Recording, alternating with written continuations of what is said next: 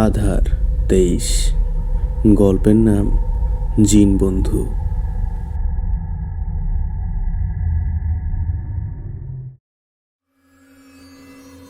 সালটা 2012। আমার বয়স তখন 6 বছর। আমার নাম আরিশা। বাসা রংপুর বিভাগের কুড়িগ্রাম জেলার কোনো এক গ্রামে। কিছু কারণে গ্রামের নামটা প্রকাশ করছি না। আমাদের গ্রামটা ছিল বেশ শুনশান আর নিরিবিলি। গাছগাছালিতে ভরপুর হওয়ায় সূর্যের আলো খুব একটা প্রবেশ করতো না। দিনের বেলাতেও কেমন যেন গা ছমছমে পরিবেশ থাকতো। ঘটনাগুলো আমার নিজের সাথেই ঘটে যাওয়া। তো মূল ঘটনা শুরু করা যাক। ঘটনা 1। আমার দাদুর বাড়িটা ছিল বিশাল, প্রায় 34 শতক জমির উপরে। আমাদের আশেপাশে তেমন কোনো বাসা ছিল না। যা দু একটা বাড়ি ছিল সেগুলো অনেক দূরে দূরে। আমাদের বাড়ির চারপাশে ছিল বড় বড় গাছ আর 3টা বড় পুকুর দিয়ে ঘেরা। বেশি গাছগাছালি থাকায় আমাদের বাসায় তেমন একটা আলো প্রবেশ করতো না, আর পরিবেশটাও সবসময় গা ছমছমে থাকতো। আমাদের বাসায় তেমন কোনো সদস্যও ছিল না, শুধু আমার দাদু, দাদি, আমার ছোট ফুপু আর আমার মেজো চাচি ছিলেন। বাকিরা চাকরির সুবাদে বাইরে থাকতেন। তখন ছিল শীতকাল। আমার মেজো চাচি ছিলেন ভরা মাসের গর্ভবতী। এমনই এক মধ্যরাতে আমার চাচির প্রসব ব্যথা ওঠে। তিনি একটি মেয়ে সন্তান জন্ম দেন। আমার দাদি আর আমার ছোট ফুফু বাচ্চাটিকে বাইরে উঠানে নিয়ে এসে পরিষ্কার পরিচ্ছন্ন করে দিচ্ছিলেন। আমিও তাদের সাথে বাইরে দাঁড়িয়েছিলাম। হঠাৎ আমার চোখ থেমে যায় পুকুরের ওপর লেবু গাছের তলে থাকা একটা অবয়বের দিকে। অবয়বটি ছিল একদম কালো কুচকুচে, মানুষের মতো হাত পায়ের গঠন, কিন্তু চেহারা দেখা যায় না। যেহেতু সেদিন চাঁদনি রাত ছিল, তাই আমি স্পষ্ট দেখতে পাচ্ছিলাম অবয়বটিকে। সে একদৃষ্টে আমাদের দিকে তাকিয়েছিল। আমি তখন ছোট ছিলাম, তেমন বুঝতাম না যে ওটা কী ছিল। আমিও একদৃষ্টিতে সেটার দিকে তাকিয়েছিলাম। হঠাৎ করেই অবয়বটি আমাকে হাত ইশারা করে কাছে ডাকতে শুরু করে। তখন আমি আমার ছোট ফুপুকে জড়িয়ে ধরে বলি, ফুপি, ওইটা ওখানে কি দাঁড়িয়ে আছে? আমাদের দিকে তাকিয়ে আছে, আমাকে ইশারা করে ডাকছে। তখন ফুপি বললেন, কোথায়? আমি আঙ্গুলের ইশারায় দেখিয়ে দিলাম, কিন্তু তারা দেখতে পাচ্ছিল না। ঠিক তখনই আমাদের হাতে থাকা ছোট বাচ্চাটা অনেক জোরে কান্না শুরু করলো। তখন আমার দাদি আর ফুপু আমাদের নিয়ে ঘরে গেলেন আর দোয়া দুরুদ পড়ে আমাদের দুজনের গায়ে ফু দিলেন। আমার দাদি 5 ওয়াক্ত নামাজ পড়তেন, তাই একটু একটু ঝাড়ফুঁকও জানতেন। সেদিন রাতে আমার গা কেঁপে জ্বর আসে এবং বেশ কয়েকদিন আমি অসুস্থ ছিলাম। পরে এক হুজুর এসে আমাকে ঝাড়ফুঁক করেন। তারপর আমি আস্তে আস্তে সুস্থ হয়ে উঠি। ঘটনা এখানেই শেষ নয়। ঘটনা 2। ওই ঘটনার পর আমার নানু আমাকে নিতে আসেন। বলে রাখা ভালো, আমার বাবা মা চাকরির সুবাদে বাইরে থাকতেন। আমি দাদু বাড়ি, নানু বাড়ি এই 2 জায়গায় থাকতাম। আমার নানু বাড়ি ছিল শহরের ভিতর। তো এভাবেই বেশ কিছুদিন কেটে যায়। একদিন নানু কাজের সুবাদে অনেক দূরে যান। বাসায় আসতে অনেক রাত হবে। এদিকে নানি তরকারি রান্না করবেন, কিন্তু ঘরে কোনো বাজার নেই। তাই নানি আমাকে বাজারে পাঠান ডিম নিয়ে আসার জন্য। তখন প্রায় রাত 8টার কাছাকাছি। আমার নানু বাড়ি থেকে বাজারে যাওয়ার 2টি রাস্তা ছিল।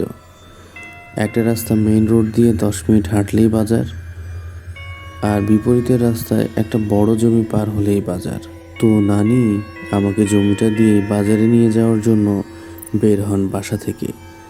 লোকমুখে শোনা ছিল যে ওই জমিটা ভালো না, অনেক খারাপ কিছু সেখানে থাকে, অনেকেই নাকি দেখেছে।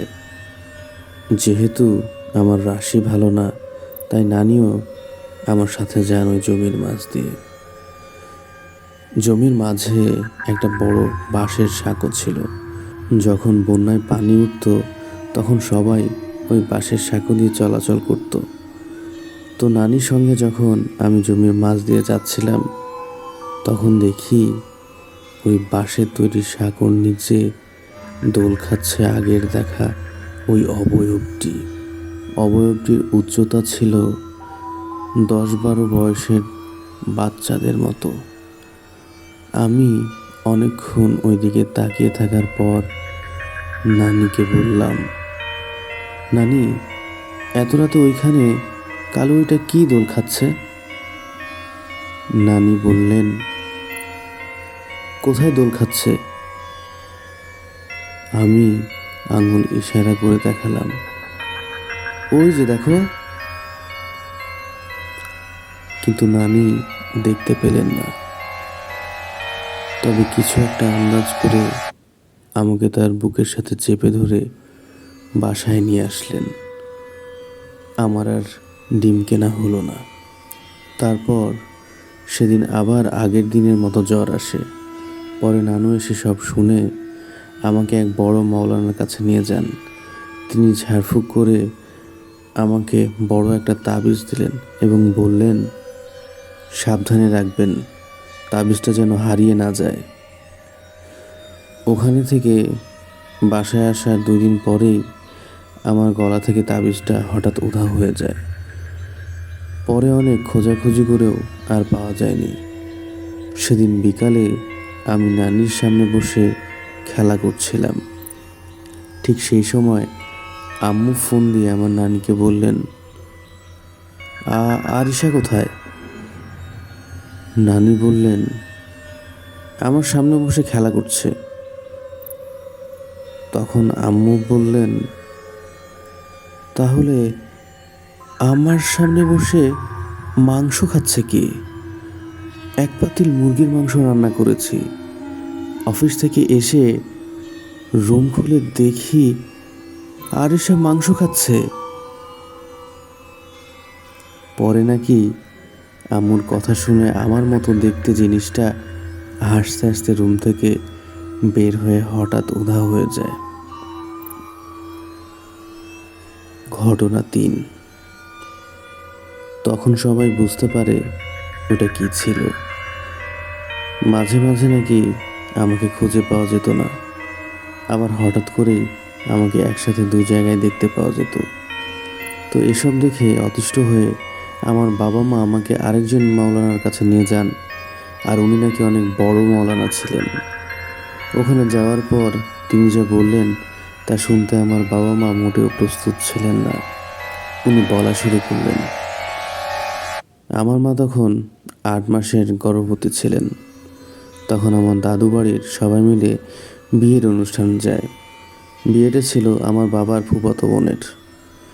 বিয়ে শেষ হতে হতে অনেক রাত হয়ে যায়, আর আমার মায়ের শরীরটা বেশি ভালো না থাকায় মা তাড়াতাড়ি বাসায় ফিরে আসতে চায়।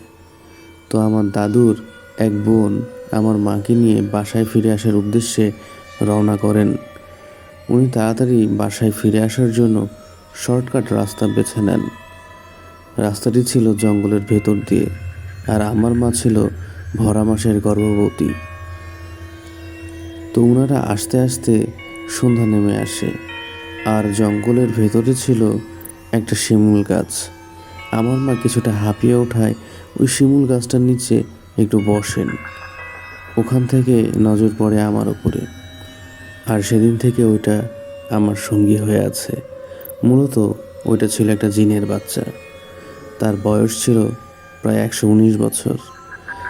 আমি পেটে থাকা অবস্থায় সে আমার সঙ্গী হয় এবং আমার একটা বন্ধুর মতো সবসময় আমার সাথেই থাকতো।